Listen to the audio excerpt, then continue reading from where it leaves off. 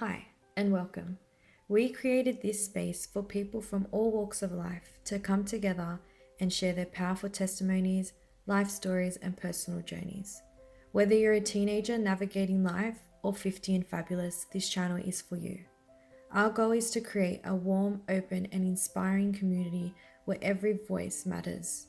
We believe that through sharing stories, healing can happen, and you just might find a story that speaks directly to you. So sit back, relax, and connect with our amazing guests. We're so glad to have you here. Enjoy! Hi guys, welcome to Sarah is a Blogger, and we're back here today with Tam and Renata. Say hi, guys. Hello. All right, so let's get into it. Tam, tell us a little bit about yourself. So I'm Tam. My actual name's Tamara, which I feel like a lot of people don't know. Everyone kind of knows me by Tam. And I'm getting married soon. Oh, wow. So 2 weeks till the wedding, which is really exciting. And yeah, just a normal girl, nothing too What's your exciting. background? So my parents were born in South America in Peru, and I was born here. I am the only child. So my mum and my dad have children from previous marriages, so I'm the only child from the both of them. And then yeah, so it's quite a funny family situation. Yeah, But big family. sort of. I think so the majority of my mum's side all lives in Peru, and then I've got the majority, like pretty much all my dad's brothers live here. So they've got their family, but I'm not so much close to them. So I'm just kind of in a small family circle with my parents and my sisters and brother. Yep. And then Yeah, and you were telling us you were getting married in 2 weeks. yeah. How stressful has that been? It's been pretty stressful. I think it's been okay, like in terms of booking vendors, that's been okay. When we first started looking almost a year ago, it was good. Like we did pray a lot before booking things, which made it a lot easier. We got great deals, with the reception and, the flowers and the photography and stuff like that. So booking those bigger ones hasn't been too bad. I really enjoyed doing that because I made like a little matrix of like all the places that I got quotes of and then all the prices and stuff. So that was a lot of fun. But the most stressful parts now are the little details. So like organizing the songs. Yeah, making it all kind of come together, the colours. And that for me has been quite stressful because I'm very indecisive in the sense of I don't want to make a decision too quickly. So I leave it to the last minute and then people stress out. They get stressed out and they put pressure on me sometimes. That's what's been stressful. And even like me and Jude have been in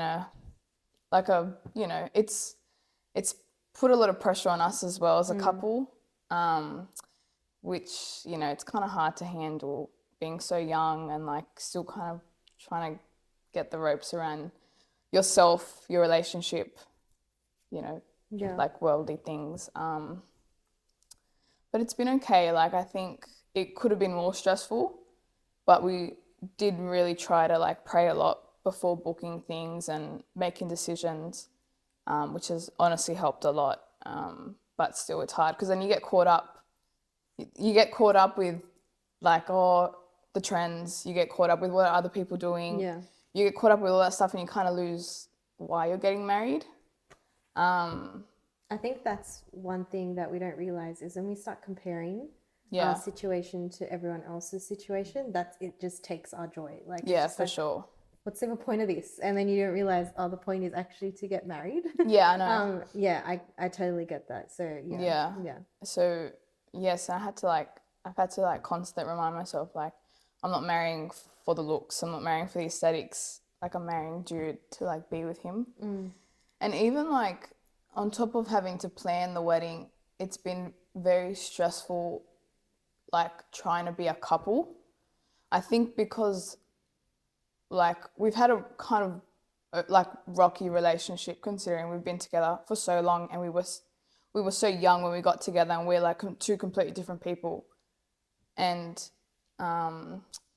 it's just been hard to like be a like a godly couple where you like we did like marriage counselling with George as per he made us do this survey before he marries couples, and we did that survey, and it was so beneficial because it asked questions where, different like coping mechanisms, different addictions, if we have any addictions, different our family structures and stuff like that. So it was really interesting to know that and have it like put out on a paper and be like, oh, okay, like this is how for me, it showed a lot of things about me, and then obviously Drew it for himself. Yeah.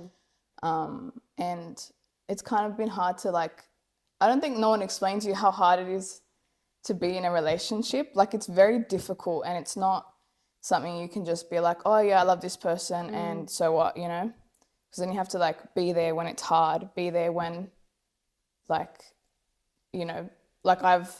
had a lot of I wouldn't say problems, but I wasn't the best person coming in, so he's had to deal with that. And yeah, it's hard. It's not something no one actually tells you, which is, I get it. No one, you don't get married and have people obviously no one's going to do that in life where you get told things, but yeah, it's just been hard, having to how God wants, we die for ourselves for God, that's sort of what you're doing for your partner every day, having to, if your partner's upset, having to be quiet, not saying anything, not to aggravate them, having to just swallow, okay, I get it, they're upset, it's not personal, it's not a personal thing, they're not getting angry at me, or you know what I mean? Would you say one thing that you do is you have to choose love? So everyone thinks, oh, it's all emotions and it's all the honeymoon period and all that kind of stuff. Yeah. Would you say it's definitely not that? It's I think what makes a lasting relationship is the choice. Yeah, for sure. Regardless of how I'm going to feel, I'm still going to be with you. And I think everyone thinks, yeah, marriage is great and getting married is amazing, but I think it is, when you get married, it is actually so hard. You're not worrying about yourself anymore. You're worrying about someone else, and you can't just be like, oh, yep, we're breaking up, because you're actually married. So I think you going through those counseling sessions and actually learning more about yourself is eye-opening, because a lot of people don't go through that, and they just think it's going to be rainbows and roses, and that's why there's a high time divorce at the moment, because people just up and leave when it gets hard. And obviously that's not what God intended for marriage. That people up and leave, and I feel like people don't actually know or care to provide that emotional, there's such things as emotional needs, right? And people don't care or have the capacity to provide that for that person.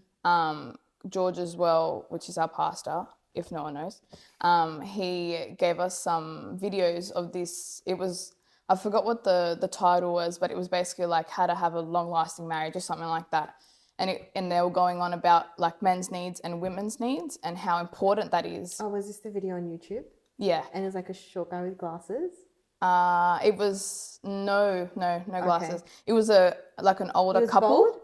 Yeah. Okay. One guy was bald, and then there was an older couple. Okay, right. Yeah. And they were going through emotional, men's needs, women's needs, and the fact that you have to do that for your partner every single day, for a female, I feel it's a little bit more complex.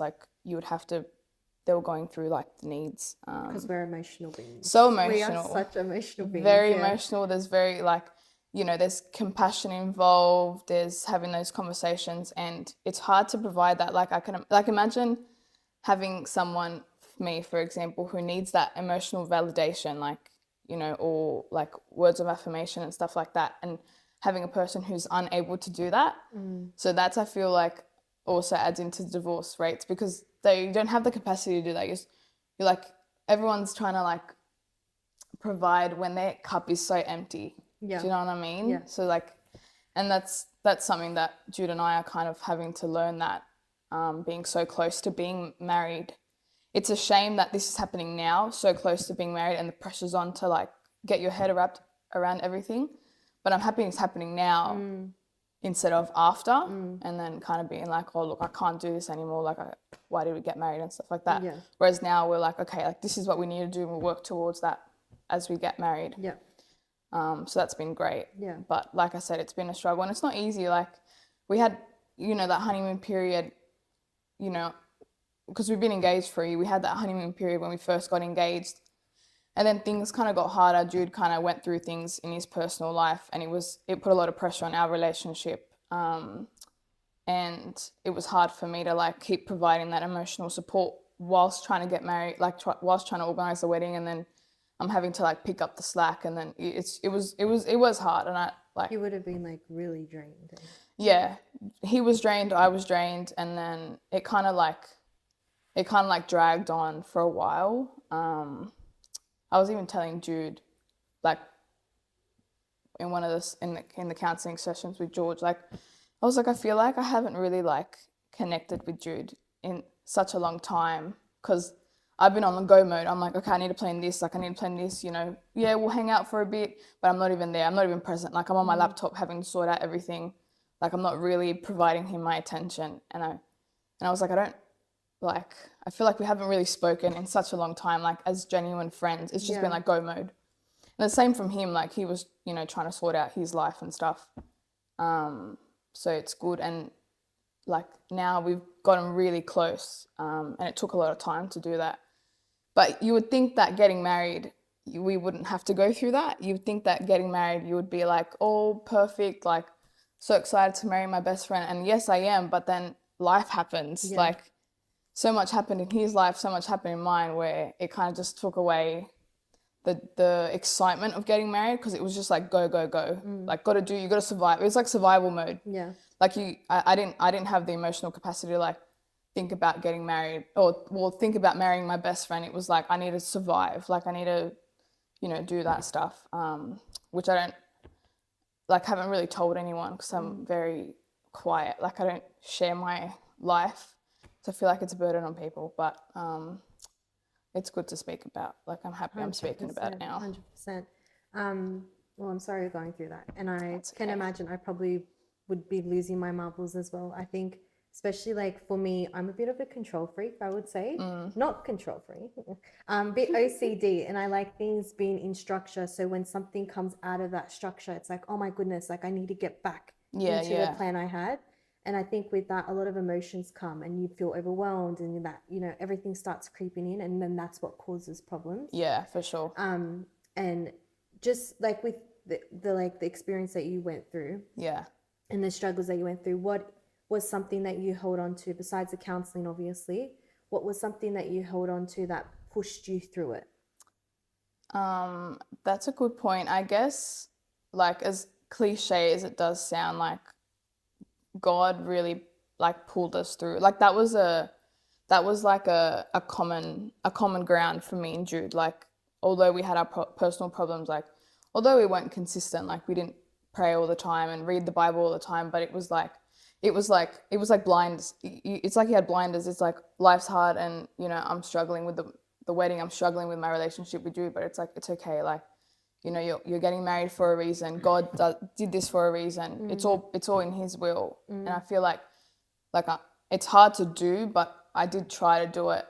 Kind of just be like, it's not for me. Like God's orchestrating everything. This is what God's wanted. It's in His will. It's what it says in the Bible. And I feel like that's really helped. And Jude as well. Like although he like has his own like problems, that's kind of what brings him back. It's like I have to go to church. Like although it's not saying it in a mundane way, but it's like it's what you got to do. You have to go to church. You have to read the Bible. You have to pray. Like as much as it takes all the strength out of me to do it, it's just like I have to be like it's something I have to do. Like I know it's not right. Imagine, what I'm saying to you now is what literally plays in my head. Like I have to be like, what was my life? What was it like without God? And play those like moments in my head. I'm like, I don't want that. Like, that's been, like a blinder, like the horse blinders. Because it says like it does say in the Bible that He's our cornerstone. Yeah. And as long as we keep believing Him in that corner, that's where our foundation builds off. Right? Yeah. So I think it is so important that even though you're not reading your Bible all the time, and everyone goes through those seasons. Yeah. And sometimes it's so hard to even pray. Like sometimes you just cry, but God, He sees your heart and He knows what's going on. And I think what's so important is that you like both of you kept pushing yourself to come every Sunday, like keep turning. Like I would have never thought you were going through any of this. Yeah. Because you turn up and you're obviously like, some people hide it very well. Yeah. And you are definitely one of those people, which is, I applaud you for that. It's very strong. I would say it's sometimes not a good thing also, because then people dig themselves into a hole trying to put this facade on. And I'm thankful that like I'm here today, you know.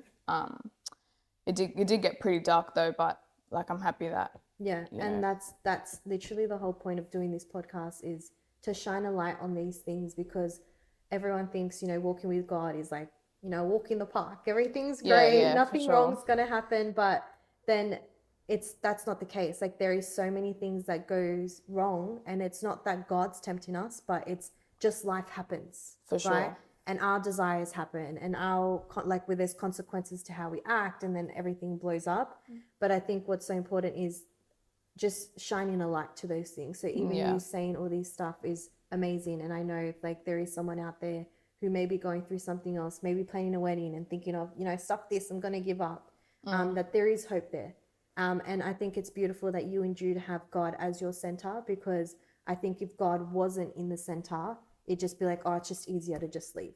Yeah, it'd be so easy. You'd have no commitment, no guilt to be like, oh, you'd be like, oh, so what? Like, no one's holding me accountable. Yeah.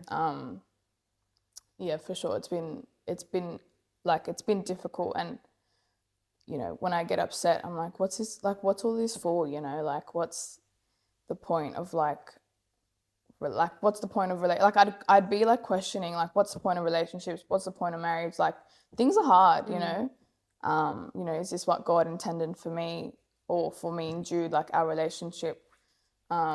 But I'm thankful that, we did push through, and, like every time I'm contemplating, like, I don't know if I should be doing this, I don't know if we should be doing this. I don't think we're ready, and then I'd pray, and I'd be like, God, like, show me a sign, like, show me something, show me that this is what you want. Yeah. And then he'd come up, he'd show those signs, and I'm like, okay, like, I'm okay, I'm at peace now. But yeah, it's difficult, and you're right, it's not a walk in the park, and it's not easy, but it does help knowing that someone loves and cares for you enough to like protect you and be there and provide for you. I think that's also a grounding thing, like knowing that God doesn't stuff up. Like, he knows what he's doing, and he's protecting his children, and he loves his children. Yeah. So that's also a great like reminder, like, God loves me. Yeah. And I think we're going to do part 2. We're going to do another side. But one thing that I would ask is, if there is someone that is going through the same, situation as you, what advice would you give to them if they feel like they're just hanging on? Yeah. I would, like, I definitely felt multiple times that I'm just hanging on, and having people that you can trust, like George and Bernie.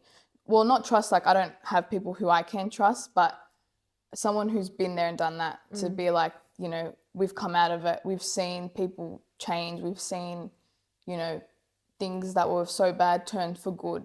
And then for me, that gives me that, that gives me that reassurance to, be like, okay, like it's not just me. Yeah. Like, it's not just me that's going through this. People go through this, and people come out of it.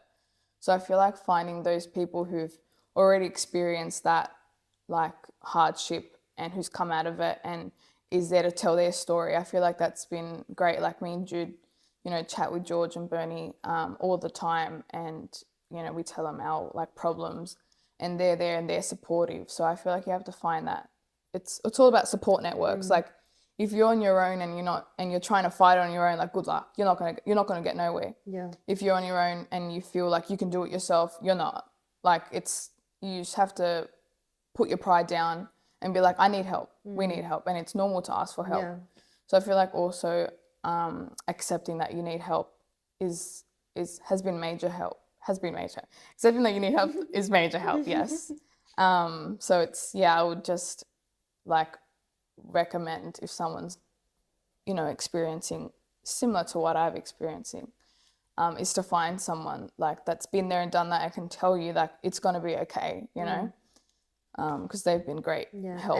And one thing would be, were you silent in a period of this, and then you spoke out when it got too much, or were you always speaking to someone? So like if someone was very hesitant to speak about their situation and it's like boiling on top of them like more and more, what advice would you say to that person who is just like, I want to say something but I'm so afraid people may look at me the wrong way, or like I don't want to come off as I'm complaining or I'm annoying to anyone? Like what would you say to that person?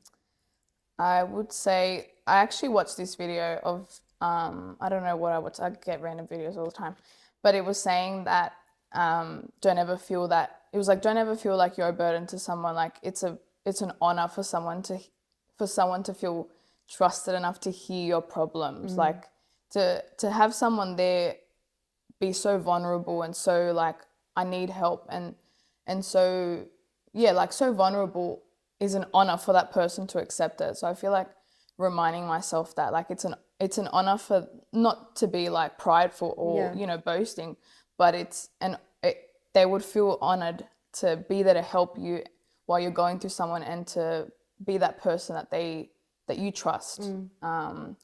So to answer your first part of the question, I was silent for a really long time. Like I was just getting by, putting up a good front, smiling, like, you know, trying to be there for everyone, like running around, trying to distract myself. Like, it's not that big of a deal. It's not that big of a deal. And then those, you know, those counseling sessions where I had the platform sort of to speak up or to, you know, kind of open up that door. That was great, you know.